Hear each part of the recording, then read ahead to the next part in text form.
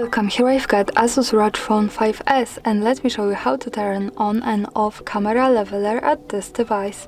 So let's start by tapping on camera button to open it, and for now we are on standard photo mode, so we have to change it to Pro because leveler here is only available in professional mode. So let's do it by using this settings bar and just simply going to right to more. Here we get access to more modes of this camera, one of them is Pro, let's pick it.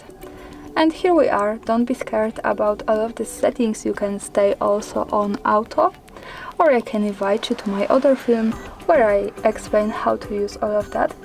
Now let's move to left side button, left corner button to open camera settings, and here we have to slide a little bit to other category.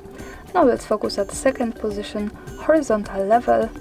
By using the button from the right we can turn it on and turn it off as we need, and when it's turned on we can get access to this type of line at the center. This is our leveler, and it's useful when we want to be sure if we hold our device steady when we need to take straight picture.